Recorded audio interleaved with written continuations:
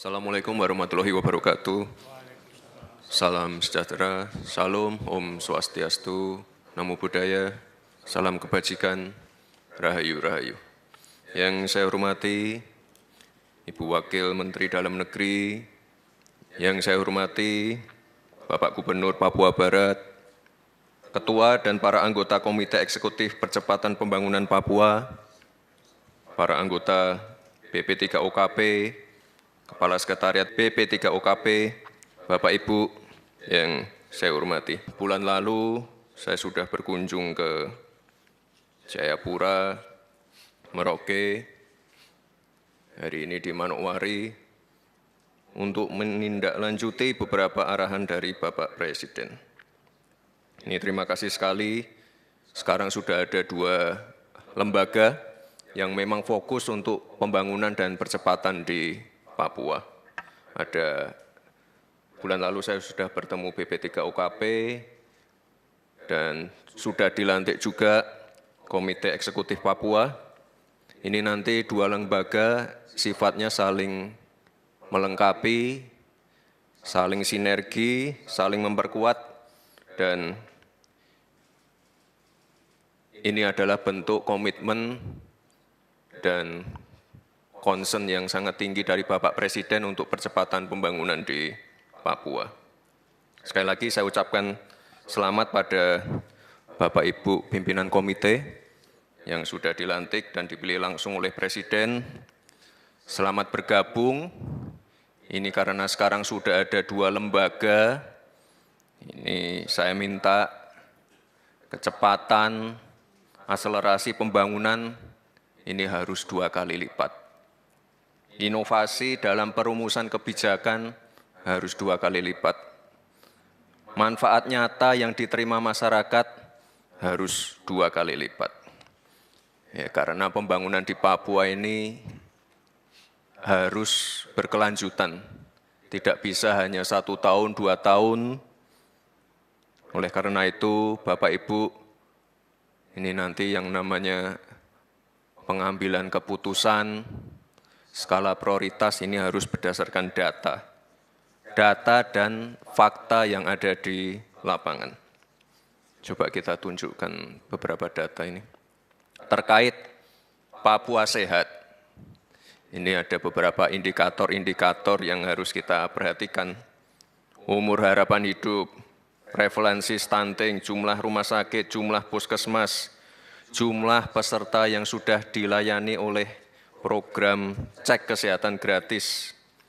Ini nanti ke depan harus jadi perhatian kita semua. Ini kalau di RPJMN 2025-2029, ini rencana ada 24 rumah sakit yang akan dibangun di wilayah Papua. Bulan lalu saya sudah berkunjung ke rumah sakit yang ada di Jayapura. Saya kira persiapannya sudah cukup baik, alat-alatnya lengkap semua di situ. Ada CT scan, MRI, CAT lab, mamografi, digital panoramik, dokter spesialisnya juga sudah lengkap. Ya, ini harapannya nanti ke depan warga Papua yang membutuhkan perhatian, pasien-pasiennya tidak perlu diterbangkan lagi ke Makassar. Bisa ditangani semua di sini. Lalu terkait masalah pendidikan, Papua cerdas.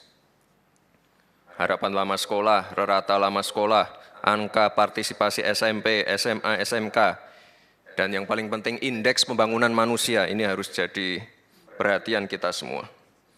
Papua produktif, angka kemiskinan, pengangguran terbuka, pertumbuhan ekonomi, inflasi, serapan belanja, ini mohon jadi atensi Bapak Ibu semua. Saya juga minta dari data-data yang sudah kita tunjukkan ini mohon dibuat skala prioritasnya, agar anggaran daerah ini bisa fokus dan sekali lagi manfaatnya bisa terasa di masyarakat. Bapak dan Ibu, ini sangat penting sekali untuk menjaga optimisme warga Papua. Jadi kalau anggarannya fokus, itu nanti ke depan pengawasannya juga bisa lebih mudah. Misalnya mungkin kita ambil salah satu aja, Papua Tengah. Kita keroyok ini nanti masalah pendidikan. Bisa kita intervensi bersama.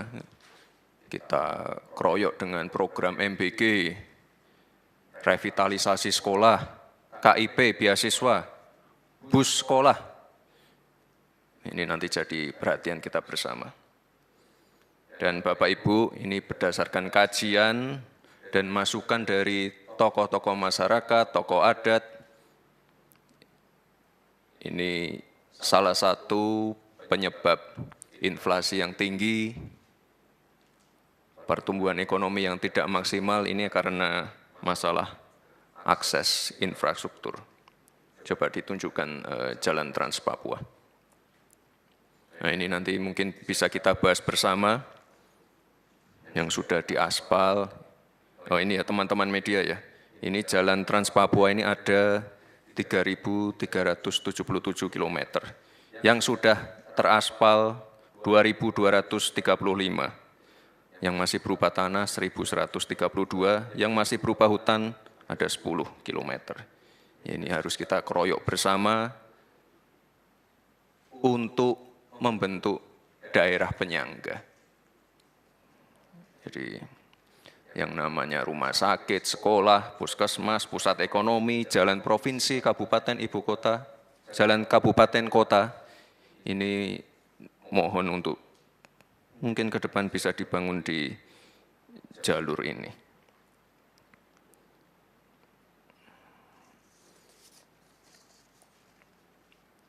Saya juga titip Bapak Ibu terkait pengembangan potensi ekonomi lokal. Ini Papua ini kan punya komoditas yang sangat khas, kopi, sagu, ikan, pariwisata juga. Ini mohon nanti ke depan bisa dikembangkan dengan menggandeng Koperasi Merah Putih, untuk masalah modal, akses permodalan, bisa menggandeng PNM Mekar, KUR, dan juga kerjasama dengan pihak swasta. Bulan lalu juga sebelum saya ke Jayapura, saya juga ditugaskan oleh Bapak Presiden untuk berkunjung ke Papua Nugini. Ini sudah ada beberapa MOU yang ditandatangani oleh Bapak Presiden. Ini saya mohon Bapak Ibu untuk bisa terus membangun kerjasama yang baik dengan Papua Nugini, terutama di bidang peningkatan aktivitas di area perbatasan, capacity building, pengembangan di bidang oil and gas, dan juga perdagangan. Ini semua sudah ditindaklanjuti oleh Bapak Presiden melalui pertemuan terakhir beliau di Jakarta. Dan Bapak Ibu, saya kira sudah cukup jelas komitmen dari pemerintah pusat untuk Papua ini sangat besar. Dana otsusnya ini ada dari 2002 sampai 2024. Ini totalnya sudah ada 190,9 T. Ini belum termasuk TKD dan juga belanja KL untuk Papua. Ya, ini adalah tugas kita bersama untuk mengawal dan memastikan, sekali lagi, memastikan anggaran pembangunan dapat dirasakan masyarakat secara maksimal dan tidak salah sasaran. Sekali lagi Bapak Ibu, saya tegaskan, jangan sampai ada anggapan bahwa Papua itu tempat pengasingan. Papua itu adalah bagian dari NKRI. Papua itu harus kita berikan perhatian khusus. Dan saya yakin Bapak Ibu yang ada di ruangan ini adalah orang-orang pilihan, orang-orang terbaik yang mengerti betul kebutuhan masyarakat yang ada di sini.